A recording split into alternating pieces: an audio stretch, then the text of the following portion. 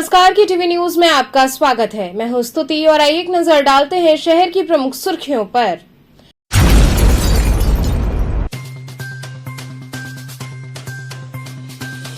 विश्व हिंदू परिषद द्वारा जिला मुख्यालय पर प्रदर्शन करते हुए उदयपुर में हुई घटना का किया गया विरोध।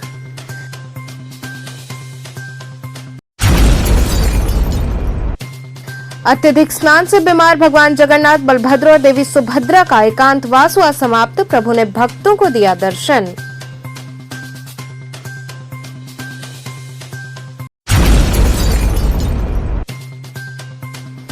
फेरी पटरी ठेला व्यवसायी समिति के संस्थापक की मनाई गई पुण्यतिथि।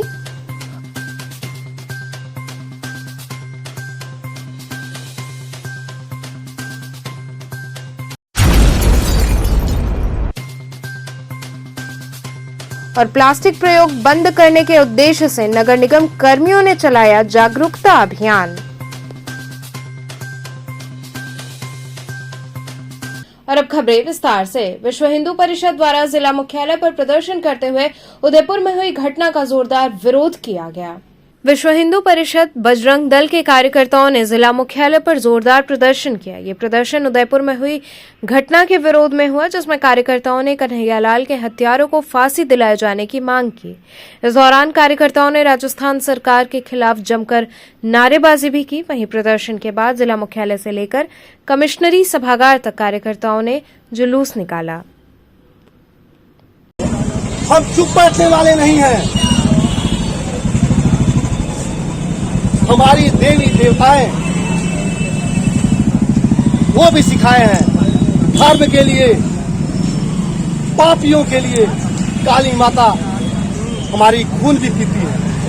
वो हम उस पापियों का खून भी पिया जाता है, इसमें कोई बुराई नहीं।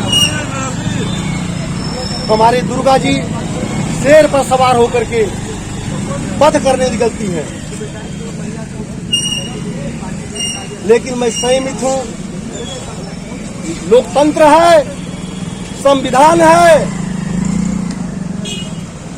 उनका मैं अच्छा सा पालन करता हूं कि जल्द से जल्द इनको अपने अंजाम भुगतना पड़ेगा। और उसमें वीडियो कैमरा वॉइस के साथ लगाया जाए, इनके मोबाइल सर्विलांस पर लगाया जाए। ये हर जगह स्पष्ट रूप से कह दिया जाए कि आपका व्यवस्था ही ऐसा है कि बिना जांच के आप लोग लायक नहीं। अत्यधिक स्नान से बीमार भगवान जगन्नाथ, बलभद्र और देवी सुभद्रा का एकांतवास समाप्त हुआ और प्रभु ने भक्तों को दर्शन दिया। भोले की नगरी काशी में भगवान विष्णु के कई चमत्कारिक मंदिर हैं। इन मंदिरों में कुछ ऐसी अनोखी परंपराएं हैं जो इसे पूरी दुनिया से अलग करती है।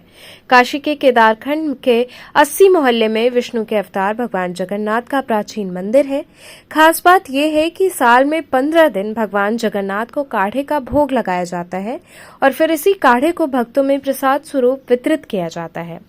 भगवान के इस खास प्रसाद को लेकर मान्यता ये है कि जो भी भक्त काढ़े के इस प्रसाद को ग्रहण करता है, भगवान उसे पूरे साल रोगों से दूर रखते हैं। यही वजह है कि भगवान जगन्नाथ के इस चमत्कारिक काढ़े के लिए मंदिर में भक्तों की भीड़ लगती है और श्रद्धालु इस प्रसाद को लेने दूर दूर से आते हैं। भगवान को इस काढ़े के भोग लगाए जाने के पीछे की कहानी भी बेहद दिलचस्प है। मंदिर के पुजारी राधेश्याम पांडे ने बताया कि ज्येष्ठ पूर्णिमा पर गर्मी से बेहाल भक्त भगवान को जल से स्नान कराते हैं। पूरे दिन ये सिलसिला चलता है, जिसके बाद अति स्नान के चलते भगवान बीमार हो जाते हैं और फिर 15 दिन उन्हें काढ़े का भोग लगाया जाता है। फिर इसी काढ़े को प्रसाद स्वरूप भक्तों में बांटा जाता है। इस दौरान भगवान जगन्नाथ का कपाट पूरी तरह बंद रहता है। 200 साल से अधिक समय से ये परंपरा चलती आ रही है। 15 दिन काढ़े का भोग लगाने के बाद अमावस्या पर जब भगवान जगन्नाथ बीमारी से स्वस्थ होते हैं तो वो भक्तों को दर्शन देने के लिए रथ पर सवार होकर निकलते हैं, जो कि रथ यात्रा के मेले से मशहूर है। वहीं इस वर्ष ये मेला 1 जुलाई से प्रारंभ हो रहा है। आपके यहाँ पर प्रसाद देने क्या महत्व है इस प्रसाद? हम तो इसे महत्व है, प्रसाद का महत्व ये है कि सब कष्ट है दूर होता है। जो भी कष्ट दूर होता है। बहुत से लोग प्रसाद लेने आते हैं, बहुत दूर दूर से प्रसाद लेने आते हैं।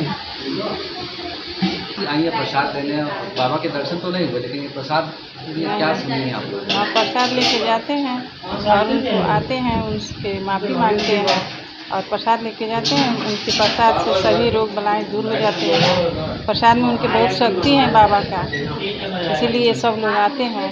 जिस दिन से शुरू हुआ था उसी दिन से हम लोग प्रसाद लेके जाते हैं।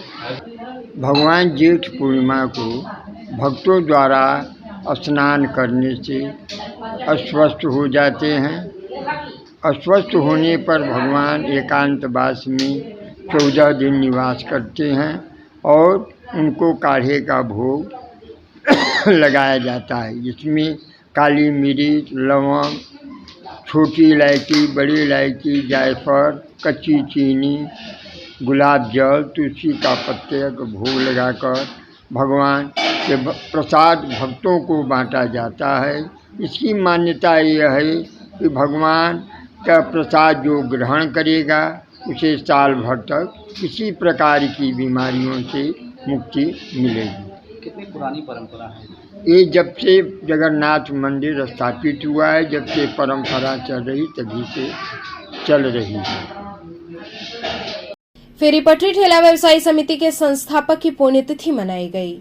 फेरी पटरी ठेला व्यवसायी समिति के संस्थापक स्वर्गीय जवाहरलाल की पुण्यतिथि पराड़कर भवन के गर्दे सभागार में मनाई गई। इस अवसर पर स्वर्गीय जवाहरलाल के चित्र पर मुख्य अतिथि जगदीश त्रिपाठी, महानगर महामंत्री ने पुष्पांजलि अर्पित की। कार्यक्रम में बड़ी संख्या में ठेला पटरी व्यवसायी उपस्थित रहे। कार्यक्रम की अध्यक्षता ठेला पटरी व्यवसायी समिति के सचिव अभिषेक निगम ने की। सभी व्यवसायियों ने मुख्य अतिथि के समक्ष अपनी समस्या रखी। साथ ही कहा कि नाइट मार्केट में मनमानी व भ्रष्टाचार हो रहा है, इसे कतई बर्दाश्त नहीं किया जाएगा। अभिषेक निगम ने बताया कि समिति के संस्थापक की पुण्यतिथि के अवसर पर स्वावलंबन प्रगति विषय पर संगोष्ठी के माध्यम से लोगों ने अपनी अपनी समस्याओं को रखा है। इस मौके पर प्रमुख रूप से मदन दुबे, मोनिका पांडे, अनिल कुमार, सरिता सहित बड़ी संख्या में ठेला पटरी व्यवसायी उपस्थित रहे। फेरी पटरी ठेला व्यवसायी समिति के संस्थापक स्वर्गीय जवाहरलाल जी के पुण्यतिथि के उपलक्ष्य में स्वावलंबी प्रगति विचार विमर्श संगोष्ठी का आयोजन किया गया है, जिसमें शहर में भारतीय जनता पार्टी के महानगर के महामंत्री परम आदरणीय जगदीश त्रिपाठी जी मुख्य अतिथि के रूप में उपस्थित हुए हैं। शहर के स्ट्रीट वेंडरों को ये संदेश देने का प्रयास किया जा रहा है कि वर्तमान सरकार पूरे तरीके से आपके साथ खड़ी है और किसी भी तरीके की दिक्कत परेशानी अगर आपके बीच में आती है तो आप अगर सरकार को रूबरू कराएंगे, प्रशासन को रूबरू कराएंगे तो निश्चित रूप से उसका निस्तारण भी करने का काम वर्तमान सरकार करेगी। जैसा कि हमारी कुछ डिमांड है नाइट बाजार की, छोटी छोटी गोमतियों मानक के विपरीत बनी हुई हैं, उसमें कई तरीके के भ्रष्टाचार की बात आ रही है, उस पर भी हम लोगों ने मुख्य अतिथि महोदय को अवगत कराया है और जैसा कि उनका आश्वासन मिला है कि जल्द से जल्द इस पर संवाद स्थापित करके एक विचार किया जाएगा और नहीं अगर इस तरीके की कोई भी बात नहीं होती है तो हमारी मजबूरी हो जाएगी सड़कों पर उतर के अपने हक अधिकार के लिए संघर्ष करना, तो उससे भी हम पीछे हटने का काम नहीं। प्लास्टिक प्रयोग बंद करने के उद्देश्य से नगर निगम कर्मियों ने जागरूकता अभियान चलाया। वाराणसी में नगर निगम कर्मियों ने प्लास्टिक प्रयोग बंद करने के उद्देश्य से जागरूकता अभियान चलाकर लोगों को जागरूक किया। नगर निगम सुपरवाइजर राजनाथ यादव के नेतृत्व में यह अभियान पिशाच मोचन से चलाया गया, जिसमें प्लास्टिक बंद करने की तख्तियां हाथों में लेकर सफाई कर्मी चल रहे थे, जो नारे लगाते हुए लोगों को जागरूक करते रहे। सुपरवाइजर राजनाथ यादव ने बताया कि शासन की मंशा के अनुसार यह अभियान चलाया जा रहा है। अगर 1 जुलाई के बाद किसी को भी प्लास्टिक का प्रयोग करते देखा गया तो तत्काल उन पर 500 रुपये जुर्माना लगाया जाएगा। बार बार समझाने के बाद भी यदि कोई नहीं मानता है तो कड़ी कार्रवाई की जाएगी। अभियान में प्रमुख रूप से रामकृपाल यादव, संजय कुमार, रंजीत सुपरवाइजर सहित सफाई कर्मी मौजूद रहे, जो लोगों को जागरूक करते चल रहे थे। वहीं इस दौरान जब उपनगर आयुक्त राजेश कुमार अग्रवाल से बात की गई तो उन्होंने विभिन्न योजनाओं की जानकारी दी। कुछ अच्छे कार्य करने वालों को सम्मानित भी किया गया। अग्रवाल जी, कौन कौन सी अभी योजनाएं लेकर आए हैं ग्रेकर को लेकर और जो है ट्रैफिक को लेकर सहित अन्य समस्याओं को लेकर, किस तरह से आप कार्य कर रहे हैं और क्या है आगे क्या अभी करने जा रहे हैं? मुझे नगर निगम के झेलपुर जोन में लगभग 2 माह ज्वाइन करके हो गया है। सबसे पहले नगर निगम में जो समस्या थी, छवि खराब थी लोगों की, निगेटिव छवि बनी हुई थी कि लोग सुनते नहीं हैं, पेशकार लोग पीला कार्ड जारी करने के लिए महीनों दोहराते हैं। इस छवि को मैंने नकारात्मक छवि को सकारात्मक में बदला है। मैंने व्हाट्सएप नंबर जारी किया है कि किसी भी व्यक्ति की समस्या का हल तुरंत होगा। इसमें जो भी अड़चन आएगी, जो भी बाधा बनेगा, उसके खिलाफ मैं सख्त से सख्त कार्रवाई करूंगा। ट्रैफिक को लेकर जो है किस तरह से कार्य कर रहे हैं अभी? ट्रैफिक के लिए हम माननीय मुख्यमंत्री जी द्वारा लगातार निर्देश दिए जा रहे हैं कि वाराणसी एक स्मार्ट सिटी शहर है। इसमें अतिक्रमण करने वालों के विरुद्ध, अवैध कब्जा करने वालों के विरुद्ध कड़ी से कड़ी कार्रवाई की जाए। रोज हम लोग निकल रहे हैं और अवैध कब्जा करने वालों के खिलाफ कार्रवाई की जा रही है। अवैध कब्जे तोड़े जा रहे हैं और जुर्माना भी लगाया जा रहा है।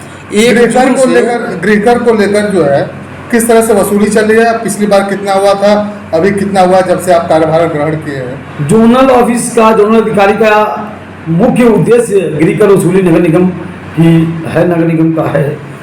पिछले साल यहाँ पर 9 करोड़ समथिंग, 9.5 करोड़ रुपये की वसूली हुई थी पूरे साल में। मैंने चैलेंज देते हुए 2 माह में 5 करोड़ कर लिया है और मैं 25 करोड़ इस साल में दूंगा, यानी 250% वसूली करूंगा। सर, सबसे ज्यादा अभी गृहकर आपके क्षेत्र में किसका है बकाया? जो जिसको बकाया तो सबसे ज्यादा 46 करोड़ BHU का है, जिसके संबंध में फाइल का अध्ययन करके पत्राचार भारत सरकार को किया जा रहा है। दूसरा बकाया कैंसर हॉस्पिटल का 9 लाख 7 लाख था BHU का, उसका मैंने चेक ले लिया। कुछ बड़े बाकीदार जिसने टैक्स चोरी की है उसको मैंने पकड़ा है। जैसे कैटरी इंस्टीट्यूट है, इसकी चोरी पकड़ी गई 25 लाख से ऊपर।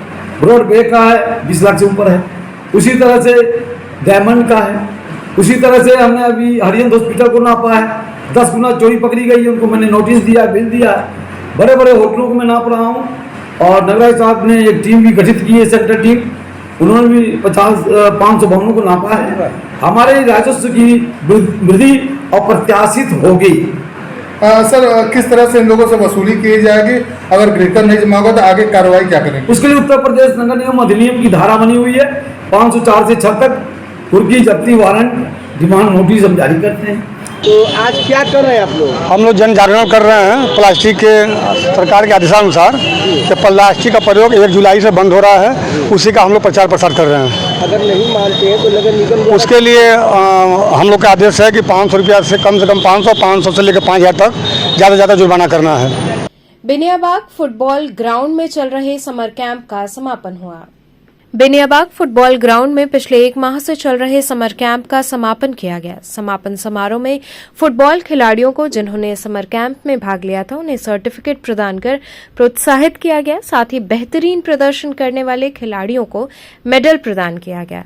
बनारस स्पोर्टिंग क्लब के तत्वाधान में आयोजित समर कैंप में 100 से ऊपर छोटे और बड़े खिलाड़ियों ने भाग लिया था। क्लब के अध्यक्ष नूर आलम ने बताया कि फुटबॉल सिर्फ खेल नहीं है, एक ऐसी विद्या है जो जीवन शैली के साथ साथ सामाजिक समरसता का पाठ पढ़ाती है और मानसिक व शारीरिक रूप से मजबूती प्रदान करती है। इसलिए सभी बच्चों को फुटबॉल खेलना चाहिए।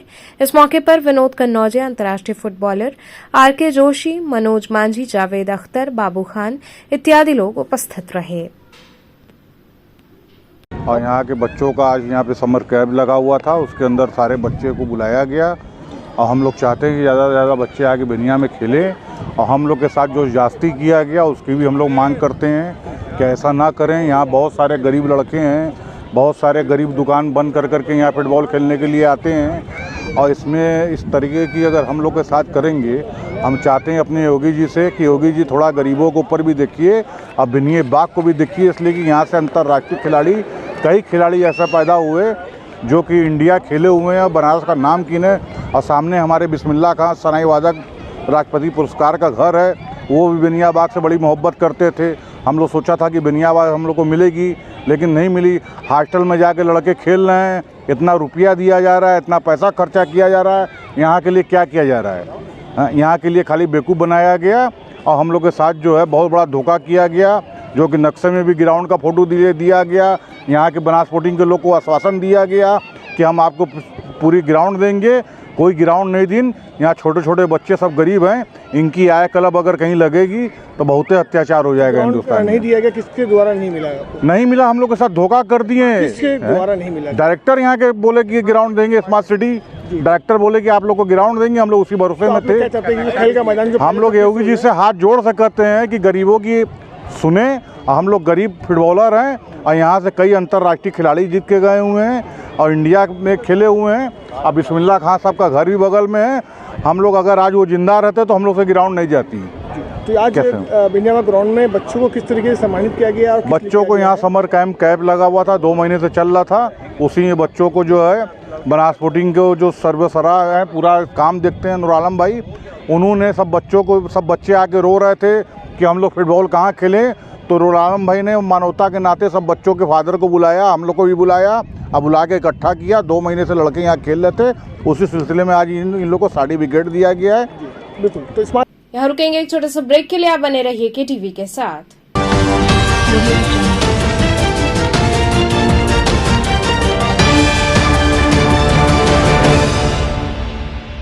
खबरों से जुड़े रहने के लिए हमारे चैनल KTV वाराणसी को सब्सक्राइब करें और लेटेस्ट अपडेट्स के लिए बेल आइकन को प्रेस करें। आर्य महिला Nagarmal Murarka model school affiliated to CBSE New Delhi with science, commerce and arts streams. Admission open from playgroup to class 11th. Most advanced physics lab, chemistry lab and biology lab. State-of-the-art computer lab, smart classes, music classes, art and crafts, experienced and dedicated faculty members, well-stocked library, indoor and outdoor games, regular cultural activities, safe transportation. Join us now and be a part of winning experience. Arya Mahila Nagarmal Murarka Model School, Chetganj, Varanasi. हमें चाहिए अधिकार आगे बढ़ने का, हमें चाहिए अधिकार पढ़ने का, हमें चाहिए अधिकार स्वनिर्भर रहने का, हमें चाहिए अधिकार कदम से कदम मिलाकर चलने का। हम समझते हैं आपके अधिकार, इसलिए हम देते हैं बेहतर शिक्षा, तकनीकी ज्ञान, ताकि आप बने स्वनिर्भर। देते हैं एक बेहतर सोच, ताकि आप जाने खुद को। भारत के स्वर्णिम भविष्य में इस शैक्षणिक संगठन के माध्यम से नारी संवर्ग एवं देश के विकास में राष्ट्रीय धर्म एवं नीति के अनुरूप सहयोग करते चले आ रहे हैं। सुधाकर महिला महाविद्यालय आपको बनाए शिक्षित, समृद्ध और स्वतंत्र। सुधाकर महिला इंटर कॉलेज, पोस्ट ग्रेजुएट एवं लॉ कॉलेज, खजरी, पांडेपुर, वाराणसी। सुधाकर महिला महाविद्यालय, एक कदम जागरूकता की ओर। I'm a great mother.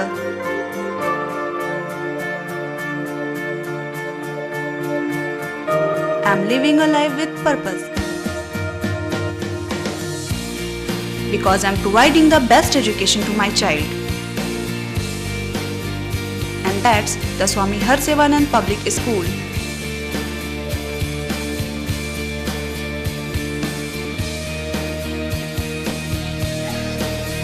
Harsevanand Public School provides value-based education. Admission open for nursery to class 11th. Harsevanand Public School and Hostel, Garwaghat, Banpurwa and Jagatganj, Varanasi.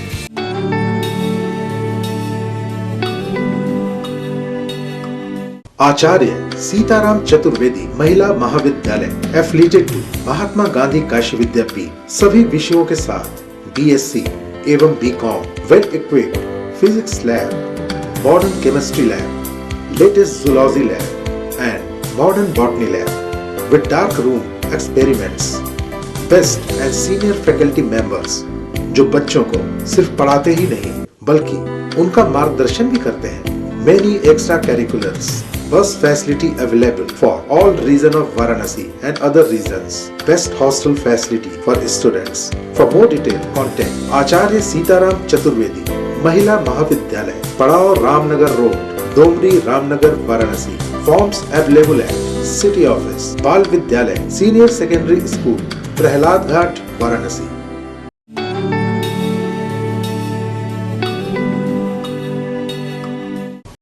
खबरों से जुड़े रहने के लिए हमारे चैनल KTV वाराणसी को सब्सक्राइब करें और लेटेस्ट अपडेट्स के लिए बेल आइकन को प्रेस करें।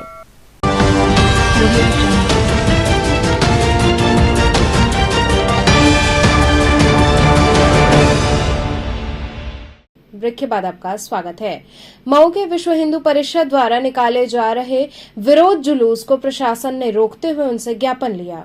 राजस्थान के उदयपुर में हुई कन्हैयालाल की हत्या के बाद लोगों में काफी उबाल देखने को मिल रहा है। वहीं मऊ में विश्व हिंदू परिषद राजस्थान की घटना को लेकर विरोध जुलूस निकालने वाला था, जिसको देखते हुए जिला प्रशासन ने परिषद के कार्यालय पहुंचकर विरोध जुलूस नहीं निकालने का आग्रह किया, जिसके बाद परिषद के जिलाध्यक्ष भानु प्रकाश पांडे ने राष्ट्रपति के नाम से संबोधित ज्ञापन सिटी मजिस्ट्रेट को सौंपा और मांग की कि कन्हैया के हत्यारों को कड़ी सजा दी जाए।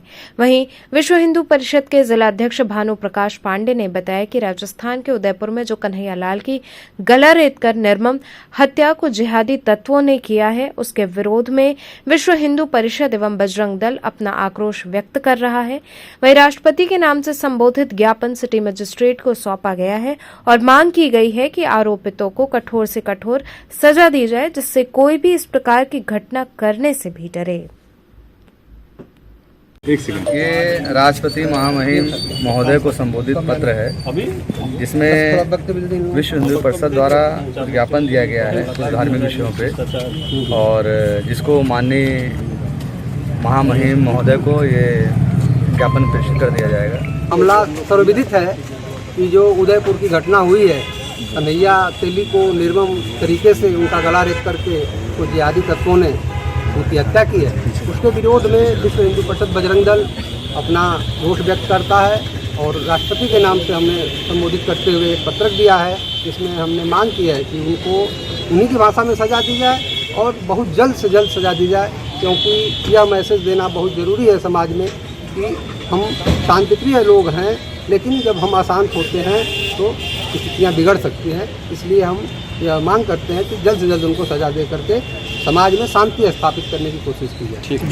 भाजपा पिछड़ा वर्ग मोर्चा द्वारा उदयपुर की विभत्स घटना में मृत कन्हैयालाल को श्रद्धांजलि अर्पित की गई। भाजपा पिछड़ा वर्ग मोर्चा काशी क्षेत्र उपाध्यक्ष अनूप जायसवाल के नेतृत्व में लोहराबीर स्थित आजाद पार्क में उदयपुर की विभत्स घटना में मृत कन्हैयालाल को श्रद्धांजलि दी गई।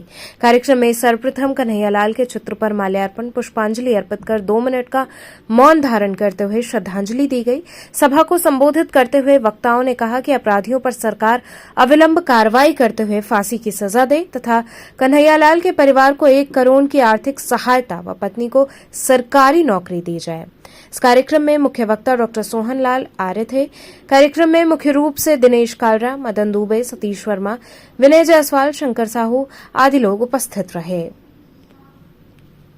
आज हम सब ने लोहराबीर स्थित इस आज़ाद पार्क में उदयपुर की घटना में जो कन्हैयालाल जी की विभत्स हत्या हुई, नृशंस हत्या की हम निंदा करते हैं और राजस्थान सरकार तथा केंद्र सरकार से ये मांग करते हैं कि हत्यारों को कड़ी से कड़ी सजा अतिशीघ्र दी जाए, ताकि पूरे देश में एक नज़ीर बने ये घटना कि तत्काल इसको फास्ट ट्रैक कोर्ट में चला करके उनको फांसी की सज़ा दी जाए, क्योंकि उन्होंने अपनी मंशा भी पहले व्यक्त की है। पूरी सोची समझी साजिश के तहत ये हत्या की है, इसमें कोई रियायत का अवसर नहीं है। उनको तत्काल फांसी की सज़ा अविलंब हम मांग करते हैं और कन्हैयालाल के परिवार को ईश्वर इस घटना में, दुखद घटना में उनको साहस दे, संबल प्रदान करे और भारत सरकार, केंद्र सरकार तथा राजस्थान सरकार उनको यथाशीघ्र मदद पहुंचा करके उनको राहत पहुंचाने का। बीएचयू के वैज्ञानिकों ने कालाजार के बिना लक्षण वाले व्यक्तियों की पहचान का नया तरीका खोज निकाला है। काशी हिंदू विश्वविद्यालय के वैज्ञानिकों ने कालाजार के बिना लक्षण वाले व्यक्तियों की पहचान करने का एक नया तरीका खोज निकाला है, जो भविष्य में विश्वसनीय और किफायती हो सकता है।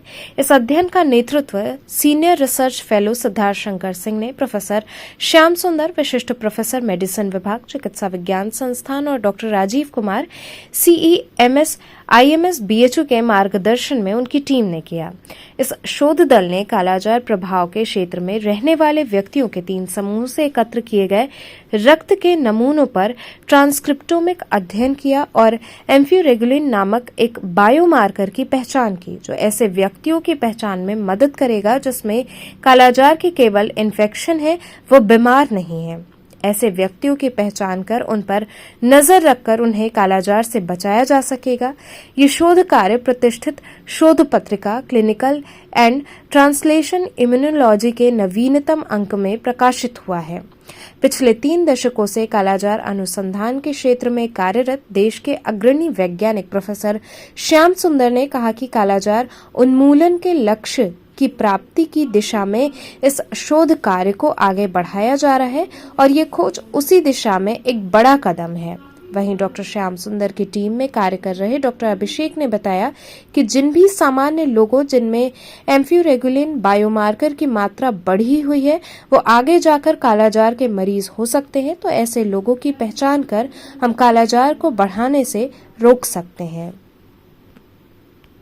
हमारी टीम जो है कई वर्षों से इस कालाजार क्षेत्र में काम कर रही है और इस कालाजार को जड़ से ख़त्म करने के लिए और दोबारा ये बीमारी वापस ना आए इसके लिए काफ़ी वर्षों से हम लोग प्रयास कर रहे हैं। तो अभी रिसेंटली हम लोगों ने एक एम्फ्यूरेगुलिन बायोमार्कर पर रिसर्च किया है। हमारी टीम ने उस पर काफ़ी मेहनत की है, जो कि ये एम्फ्यूरेगुलिन हमारी जो है कि ऐसी जनता जिसमें कि लक्षण हैं बीमारियों के लेकिन वो बीमारी में कन्वर्ट नहीं हो पा रहे हैं, जिसे हम लोग एसिम्प्टोमेटिक बोलते हैं। ये एसिम्प्टोमेटिक पर्सन में ये हमारा एम्फ्यूरेगुलिन बायोमार्कर्स ये काफ़ी बढ़ा हुआ है। तो अगर ये बढ़ा हुआ है तो हम लोग इससे पहले से ही हम लोग उस पर्सन में हम लोग पहचान करके और उसको उस बीमारी को बढ़ने से रोक सकते हैं। ये काफ़ी अच्छा बायोमार्कर जो कि इस फील्ड में मिला है, ये फ्यूचर में काफ़ी फ़ायदा हमारी जनता को फ़ायदा पहुंचाएगा। कि अभी हम लोगों ने कालाजार में केस से संबंधित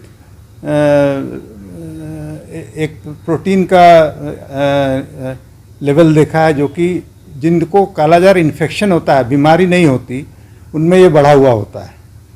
तो आगे ये संभव है कि ये इस लेवल एम्फ्यूरेगुलिन जिसको बोलते हैं, एम्फ्यूरेगुलिन के पता लगाने से इन लोगों को चिन्हित किया जा सके जो कि कालाजार का जिनको इन्फेक्शन है, और हो सकता है कि इस कालाजार के प्रचार में इससे हम काफ़ी कमी ला सकें। हालांकि अभी कालाजार का हम लोगों का जो शोध है वो जैसा मैंने बताया कि 32 साल से करीब करीब हम लोग इस पे काम कर रहे हैं, और अभी काफ़ी कालाजार के रोग में काफ़ी कमी आई है, इसलिए कि हम लोग एक सिंगल डोज लाइपोसोमल एम्फोटेरेसिन भी यूज़ कर रहे हैं। ये दवा एक डोज में, पहले 1 महीने दी जाती थी दवाएं कालाजार के ट्रीटमेंट के लिए, अब सिर्फ 1 डोज में ठीक हो रही है। और ये हमारे ही यहाँ के हमारे केंद्र का ही ये सुझाव है या केंद्र के द्वारा ही इजाद किया गया है। ये हम समझते हैं कि भविष्य बहुत ही उज्जवल है। कालाजार का उन्मूलन, अभी उन्मूलन हमने उसको नाम दिया है, लेकिन अब आगे जो है रेडिकल उसका मतलब जड़ से उन्मूलन करने के लिए ये 2030 का हम लोगों का एक टारगेट है, WHO ने फिक्स किया है। और इन्हीं जो हमारे पास अभी कालाजार के चिन्हित करने के जो तरीके हैं, जैसे कि RK39 है या DAT है, और जो ट्रीटमेंट पद्धति है, इलाज की जो पद्धति है 1 डोज वाली, इन सबको मिला के काफ़ी जल्दी कालाजार के मरीजों की पहचान हो जाती है और काफ़ी जल्दी इलाज शुरू हो जाता है। इससे ये फ़ायदा होता है कि जो मरीज कालाजार को प्रसार करते थे, जब फैलाते थे, उसमें काफ़ी कमी आई है। विद्या प्रेम न्यास समिति द्वारा काव्यगोष्ठी आयोजित की गई। विद्या प्रेम न्यास समिति की ओर से पूर्व चेयरमैन प्रेम किशोर पांडे की स्मृति में काव्यगोष्ठी का आयोजन किया गया, जिसमें रामनगर एवं वाराणसी शहर के कई साहित्यकार, रचनाकार व कवियों ने भाग लिया। उनकी पुत्री डॉक्टर कल्पना पांडे की ओर से आयोजित काव्यगोष्ठी में रचनाकारों ने कुछ अपनी लिखी रचनाएं सुनाई, तो किसी ने प्रेम किशोर पांडे द्वारा लिखित रचनाएं सुनाकर श्रोताओं को मंत्रमुग्ध कर दिया। इस काव्यगोष्ठी कार्यक्रम में मुख्य अतिथि डॉक्टर रत्नाकर पांडे ने दीप प्रज्वलित कर कार्यक्रम का शुभारंभ शुभारंभ किया। वहीं विशिष्ट अतिथि एवं संपूर्णानंद संस्कृत विश्वविद्यालय के पूर्व कुलपति प्रोफेसर राजाराम शुक्ल ने पूर्व चेयरमैन के चित्र पर माल्यार्पण कर उन्हें श्रद्धांजलि अर्पित की।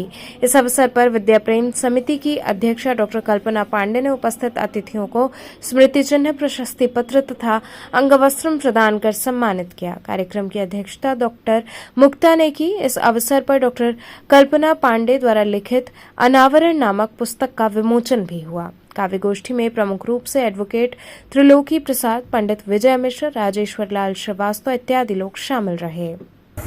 जरा बताएं कि आप ये किस तरह के कार्यक्रम में आज रामनगर में आप शरीक हुए, ये कैसा कार्यक्रम है?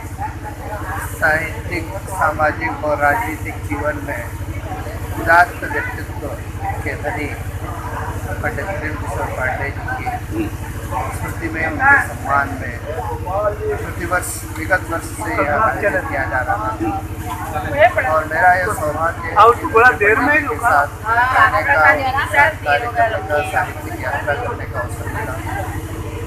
आज इसी अवसर पर मुझे प्रेमरत्न सम्मान से भी सम्मानित किया गया। मेरे परिवार के लोग, विशेषकर डॉक्टर कल्पना पांडे जो उनकी साहित्यिक विरासत का अनुसरण कर रही है, उन्होंने इस आयोजन को संपन्न किया। देश के विभिन्न कोनों में इसका सजीव प्रसारण भी हो रहा है। कि आज आपने ये किस तरह की काव्य गोष्ठी रखी थी रामनगर में? आज की काव्य गोष्ठी पिताजी की यादों का, उनके संस्मरणों का बहुत ही सुंदर और खूबसूरत एक आगाज़ रहा है, जिसमें पिताजी के व्यक्तित्व और कृतित्व को लेकर के न केवल लोगों ने अपने सुंदर संस्मरण हम लोगों तक पहुंचाए, मेरी यादों को बढ़ाया। मेरी जो अपनी खुली इच्छा है कि मैं पिताजी के संस्मरणों का भी प्रकाशन निकालूं, तो उसमें बहुत कुछ जोड़ा गया आज और बहुत ही खूबसूरत उनकी खुद की लिखी रचना जो उनके मित्र ने वर्षों से सहेज कर रखा है, आज हमें देखने को मिली कि हस्तलिखित प्रति जो थी, तो ऐसा सुंदर और सुखद अपनत्व का भाव आज भी रामनगर के लोगों में जिंदा है। तो मुझे लगता है कि मैं ही वो शख्स नहीं हूँ जो अपने पिताजी के व्यक्तित्व और कृतित्व को देखना चाहती हूँ। रामनगर में आज भी ऐसे इतने लोग हैं जो चाहते हैं कि ऐसा व्यक्तित्व जिंदा रहे समाज के लिए, नेकी के लिए, बदी के लिए।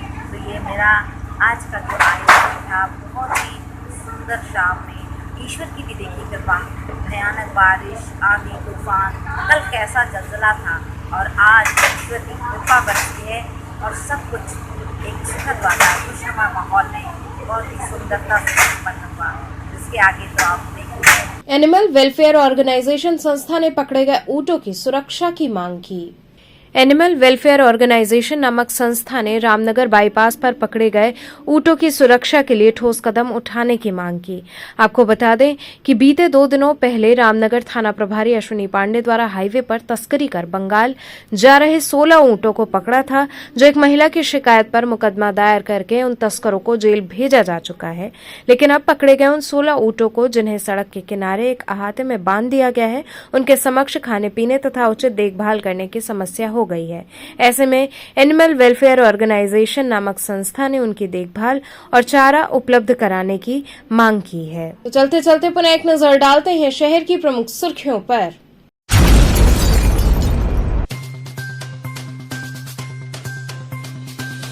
विश्व हिंदू परिषद द्वारा जिला मुख्यालय पर प्रदर्शन करते हुए उदयपुर में हुई घटना का किया गया विरोध।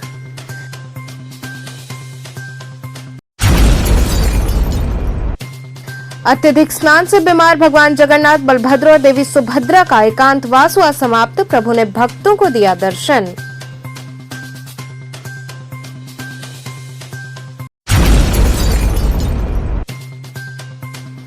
फेरी पटरी ठेला व्यवसायी समिति के संस्थापक की मनाई गई पुण्यतिथि।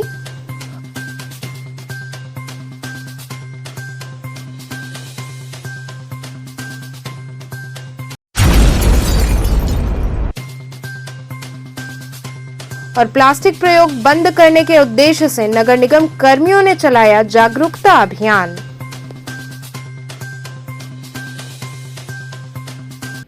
तो थे आज के समाचार, कल फिर होगी मुलाकात, तब तक के लिए नमस्कार।